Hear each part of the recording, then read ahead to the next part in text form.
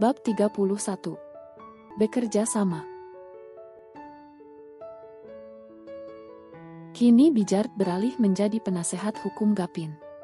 Dia merasa cukup prihatin karena sepertinya pemuda itu memiliki banyak masalah di keluarganya. Tidak dengan ayah, sekarang lawan Gapin adalah kakaknya sendiri, Danes. Setelah mendengarkan semua keluhan Gapin, Bijard mulai memahami bagaimana karakter kak pemuda itu. Sepertinya Danes memanfaatkan situasi ini, demi dendam pribadinya terbalaskan. Tim penyidik telah menerima obat yang ditemukan Tuan Danes di kamar Anda. Apakah benar itu milik Anda? Tanya Bijard. Kini mereka berdua sedang bicara empat mata. Gapin langsung menggelengkan kepala, karena dia tak pernah menyimpan obat apapun di kamarnya, kecuali kotak P3K. Dia sangat yakin kalau ini semua hanya akal-akalan Danes. Siapa yang melayani keperluan Tuan Erjan sebelum menikah dengan Nyonya Aina? Sebelum Aina datang ke rumah utama, semua keperluan tadi diatur oleh kepala pelayan, Binaumi namanya, jawab Gapin. Dia sangat berharap orang-orang yang tinggal di rumah utama bisa menjadi saksi untuknya, meski harapan itu sangat kecil, karena Nes pasti sudah merencanakan semuanya dengan matang. Bijard mengangguk-anggukkan kepalanya, lalu meminta nomor Naomi, karena dia tidak mungkin pergi menemui wanita itu di rumah Erjan. Yang ada Danes akan merasa curiga. Semuanya ada di ponselku, tapi benda itu juga disita oleh pihak kepolisian. Kalau begitu nanti biar saya yang atur. Terima kasih, Tuan, ucap Gapin dengan wajah yang terlihat lebih sumringah. Jangan berterima kasih dulu, Tuan. Saya belum melakukan apa-apa, balas Bijard, karena dia akan merasa bangga jika berhasil memangkan kasus yang menjerat kliennya. Sementara di sisi lain, Aina sedang bersama Alek. Sebab kemarin dia pergi menemui pria itu dan memohon agar Alek bisa membantu kekasihnya. Dia sudah tidak tahu lagi harus meminta bantuan pada siapa. Jadi, hanya pria ini satu-satunya harapan untuk membebaskan Gapin dari penjara. Karena itu pada sore harinya Alek pergi ke rumah utama untuk memeriksa ruang kerja serta kamar Erjan. Barangkali dia menemukan sesuatu di sana. Akan tetapi dia malah menemukan sebuah fakta baru tentang Naomi yang tiba-tiba mengundurkan diri dari pekerjaannya. Sepertinya ada konspirasi di sini, terka Alek. Apakah Bi Naomi juga terlibat? Tanya Aina. Bisa iya, bisa tidak, Aina. Jadi, sebaiknya kita bertemu dengan beliau secara langsung. Aina mengangguk paham, mengingat sifat Danes, mereka tidak bisa asal terka bahwa Naomi adalah dalangnya. Akhirnya kedua orang itu pun keluar dari restoran yang semula menjadi tempat temu. Mereka akan pergi ke rumah keluarga Naomi yang ada di ibu kota. Karena sudah bekerja cukup lama dengan Erjan, Alek pun tahu di mana alamatnya. Setelah mengukur jalan raya selama 2 jam, akhirnya Alek dan Aina tiba di sebuah pemukiman warga kelas menengah ke bawah. Akan tetapi saat bertanya pada warga sekitar, ternyata keluarga Naomi sudah pindah. Mereka tidak lagi tinggal di sana sejak Naomi berhenti bekerja. Aina dan Alek saling pandang, mereka semakin yakin bahwa Naomi menyimpan rahasia tentang kematian Erjan. Jadi, dengan cara apapun, mereka harus menemukan wanita paruh baya itu. Tak berbeda jauh dengan Bijard yang mencoba untuk menghubungi nomor Naomi.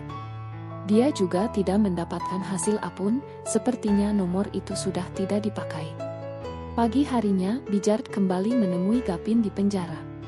Di sana dia bertemu dengan Alek dan Aina.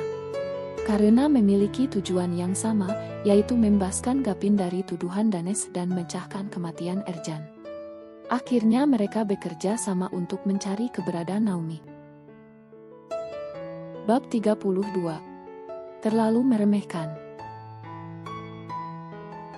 Danes terlalu meremehkan kekuatan Gapin, sehingga dia bersikap santai ketika mengetahui sang adik menyewa seorang pengacara. Dia berpikir bahwa Gapin tidak akan pernah menang melawan dirinya. Sehingga di saat adiknya ditahan, dia malah berpoya-poya. Kematian Erjan sama sekali tak membuatnya sedih, karena itulah yang dia tunggu-tunggu. Dengan begitu perusahaan bisa langsung jatuh ke tangannya. Sebagaimana perkataan Margin selama ini tentang harta warisan yang Erjan tinggalkan.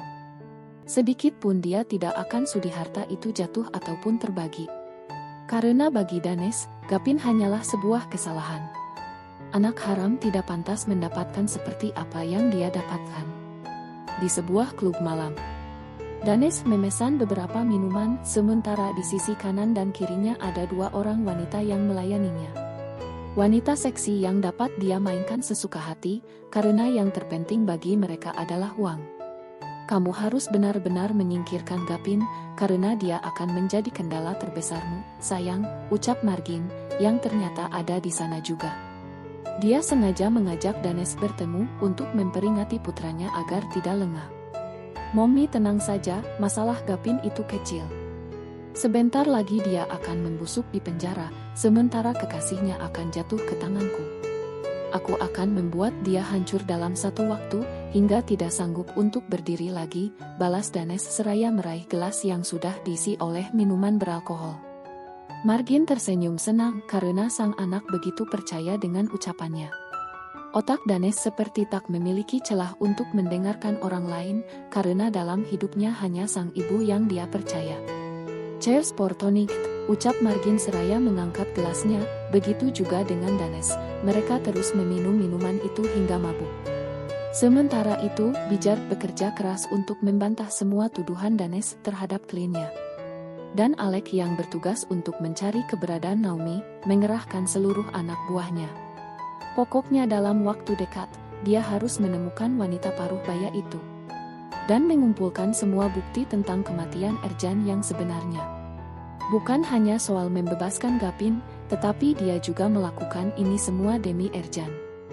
Dia yakin dari atas sana Erjan berharap agar dia membantu Gapin, itu terbukti dari mimpi Alex selama beberapa hari ini. Erjan kerap datang dengan wajah yang dipenuhi air mata. Hingga beberapa hari kemudian, Alex mendapat kabar bahwa Naomi ada di desa yang begitu terpencil. Sangat jauh dari perkotaan. Akan tetapi demi mengungkap kasus sang tuan, Alec bersedia pergi dan menghabiskan waktunya berjam-jam di perjalanan. Dan disinilah dia sekarang, di sebuah rumah sederhana yang sisi kanan dan kirinya adalah persawahan. Beberapa meter ke depan baru ada jalan dan juga rumah para warga yang berjajar. Tanpa basa-basi Alec langsung mengetuk pintu. Tok tok tok. Saat itu sudah jam 10 malam, tetapi karena tak ada penginapan, Alec langsung memutuskan untuk menemui Naomi. Mendengar suara ketukan pintu yang begitu keras, Naomi dan suaminya pun terbangun. Naomi pikir orang yang mengetuk pintunya adalah Danes, jadi dia yang memutuskan untuk keluar, tidak peduli meskipun hari sudah larut malam. Ceklek. Dan alangkah terkejutnya saat Naomi melihat Alec yang ada di hadapannya. Naomi langsung membekap mulutnya yang menganga, sementara seluruh tubuhnya bergetar. Tuan, panggil Naomi dengan lirih. Ketakutan langsung memenuhi dada wanita paruh baya itu. Aku sengaja datang ke sini, Naomi. Dan aku harap kedatanganku tidak akan sia-sia. Aku butuh penjelasanmu tentang masalah yang terjadi di keluarga Tuan Erjan.